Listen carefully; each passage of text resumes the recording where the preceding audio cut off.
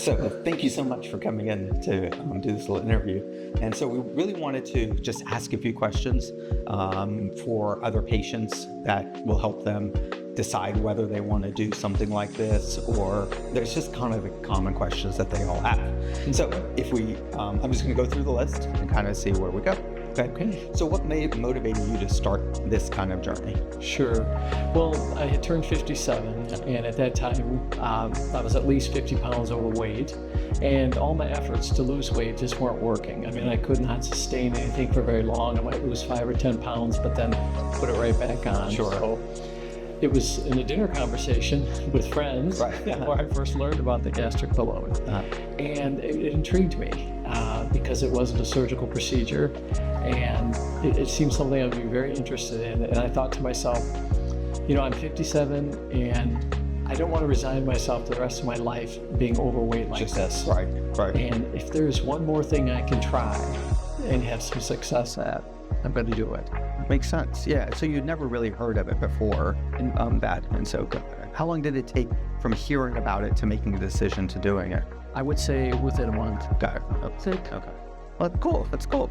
So I'm going to kind of go a little out of order then, because so you had a gastric balloon. So what did it feel like to have the gastric balloon in place? Yeah, definitely. I knew there was a foreign object in my body, and initially, you know, I'd have cramping, certain discomfort. Right. I was told about all those symptoms ahead of time, so it was no surprise. Within a few weeks, my body had adjusted.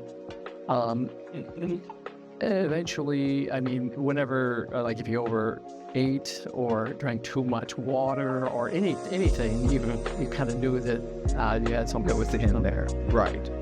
So that was also helped curb my appetite. And so after the first few weeks, when you got used to that, did you kind of know what to do? So therefore, you didn't have to feel those symptoms? Absolutely. Yeah, I would say the first couple of days were the roughest in terms of, you know, sipping water.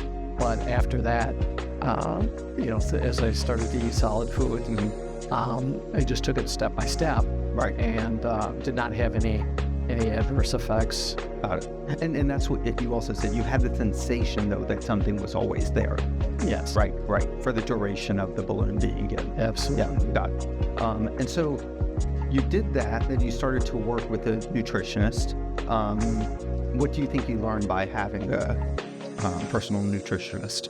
Well, my nutritionist is fabulous. I learned all about the kind of foods to be eating, looking at my habits and the choices that I was making that kind of led me down the road that I was on. And so I was able to make incremental changes over the course of 2 years, and learn new habits, incorporate new habits in my daily life, which has been very helpful in the process. And it sounds like, you know, you were very motivated, so you took on all of the recommendations and you did it, because I think there was, you know, some tracking so that she could then go over habits and stuff like that. How do you feel like you stayed motivated throughout all of it? Yeah, I think I have stayed motivated because there's accountability. You know, I know that I'm going to be talking with my nutritionist right, every other month, and I want to be able to report back, you know, on what I did. And I'm not so good at the tracking as I could be, but I have found that I pretty much stayed the same weight for the last year, which is pretty awesome. No, and that's great. And I think I agree. I think it's like going to the trainer. You will always show up.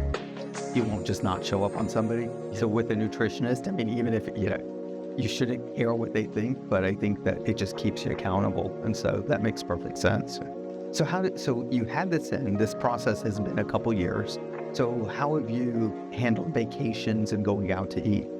Yeah, I really haven't had to adjust what I eat. It's just how much of what I eat. Got it. And I think that's key. I don't have those hunger pains and the sort of you know, cravings that I once had. You know, kind of not as much and pronounced, so that way I'm not as tempted to just go off, you know, and eat whatever I want to eat in the right quantities. So vacations for me have always been active, so that's very helpful. And eating out, again, it's just not eating as much. Right. No, and that's good, because if it's changing what you're doing, then it's hard to keep up with it. Yeah. But doing that is one of the things I often tell patients is that when you go out to eat, just go ahead and have the server pack up half of it to go and bring it later, and then just half of it comes out, so it doesn't even look weird by leaving a plate. Because I think some people don't like that idea of leaving food on the table, and so these kind of things make perfect sense. So this kind of fits with that. But like, how did you manage your friends and family as you went through this? Because did you have people weighing in on their thoughts on the matter or their concerns and things like that? Yeah, I've reflected on that question, and as I look back, there's a lot of times people, for whatever reason, they're not happy for your weight loss. Sure, and right. trying to assign some illness to it or something you're not telling us. Right. And it's kind of their own baggage they bring into it. But it's a really good question because, yeah, you do need the support of your family and friends, that they're going to support your choices and celebrate the weight loss with you, rather than make you feel badly for losing weight. Oh, right. Yeah. So did you do it by just sharing what you were going through? Did you feel comfortable doing that with I think people? over the course of time, I much more disclosure about it, full disclosure. And with that, there's the risk. Some people are like, well, you didn't do it on your own. You needed help. And it's like, well, yeah, you do need help. And that's okay. Correct. Right. A team of professionals helping. Absolutely. So, and I always view these as tools because you did do it on your own. It's not like the balloon did it for you in any way. It is a choice. I think you've kind of gone over what you learn in the process. Do you feel like the balloon helped make those habits easier? Yeah, definitely. I needed that kickstart, that jump start to be able to take off, at least, 25 pounds or more. Mm-hmm. And that really got me motivated to continue. Right. So, so let's go with that. So your journey was, balloon was in place. It was in place for like 6 months or so from what I remember. And so you lost about 25 pounds in that time frame. Is that correct? Okay. And then you had implemented a nutrition plan, implemented a fitness plan, and were one-on-one with the nutritionist, etc. But you had wanted to continue further fat loss, and I think your goals even changed and became even tighter after the procedure. So you chose to use some of the GLP-1 medications after that. Is that correct? That's correct. So how were those compared to the balloon? Like, what were the pros, cons, differences between that and the other? Yeah, certainly there was no discomfort with medications at all. As a matter of fact, I was just pleasantly surprised how the cravings would just go away, that I just simply didn't want to eat as much. I would be satiated. I would still eat what I wanted, but just, again, not the amount. Right. And so that's just been really a pleasant surprise. Right, got it. And so you're still able to eat on the medication, right? So, and do you still enjoy food on the medication? Right. Okay, got it. So you've been able to stick to your high protein, get your protein intake, etc., even while on it. Yes, and been intentional about that to make sure I get the protein in. I have protein bars in my duffel bag and just in my car and things like that. So, so I'm never without them. That in case I do get really hungry, I'm going to be eating the right things. Yeah. That always makes me smile when people start to get prepared, like taking protein bars or protein powder on their vacation, just in case, because you're always at the whim of like airport bad food or things like that. And so if you're prepared for it, then it makes it a lot easier. And you can tell when that switch turns in an individual, that they start doing things like that it's all going to work out, that this is all going to be long-term. Because everybody's always talking about, you can get the weight off, but it's all going to come back on, right? So this is like that classic fallacy. But I think it's this addition of the nutrition, fitness, and changing of that mental habit. And so, let's see here what we had next. So what does your current diet look like?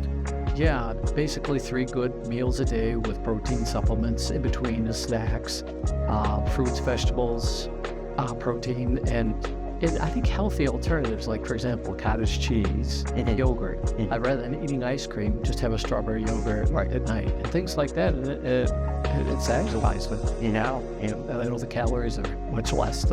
Right. scoop of ice cream. And protein in there and all of that. Yeah, no, absolutely, absolutely. And then what's your fitness routine look like? 6 days a week. Okay. So either I'm weightlifting for 3 days, do that for 3 times a week, and then walking, low impact cardio Got it. the other days. And you enjoy it? Yes, very much so. It's a part of life now. It's like a day doesn't feel complete unless I exercise. Yeah. It's a good place to be. That's what, they always say. If I was listening to this the other day. If you go to the gym once, there's not going to be any difference. If you go to the gym 3 times, there's not going to be any difference. But if you go 100 days, not in a row, just if you go 100 days in a year, there's going to be a huge difference. And so I think you're just adding up the days. You're just putting it all together and kind of getting it that way. So what would you say to patients that are unsure whether to work with us here at Formation, and when their friends and family are telling them they know what to do and they could just do it on their own? Yeah, I would say do it. I would say take the risk. Go ahead and do it, and you'll be pleasantly surprised at how well things turn out. You do have to take that risk. And for me, that's what it was. I was at a point where I felt comfortable doing that. Oh, that's good. That's good. Yeah. And I think it's such a common thing for people to be like, well, you could do it on your own, And I don't know what that means, because I do feel like this is doing it on your own, where you're choosing to make the choices. You're choosing to do, change nutrition, fitness. It feels like your life is very different than it was 2 years ago, where part of it is just eating this way, part of it is fitness-wise, and it's just completely a new life. Yeah, a new life and a new wardrobe. Yeah, You start to improve self-image, and then new wardrobe and maybe some new hairstyles or cosmetic things. Right. You just have a good feeling about yourself, and it just keeps going. That's cool. So anything you would have done differently? As I look back, I couldn't see anything that I would do differently. I think every step along the way was part of the journey that got me to where I am today. Cool. Well, thanks for taking the time. I really appreciate it. It's been a pleasure working with you, and thanks for doing that. Oh, my pleasure. Thank you. You did it.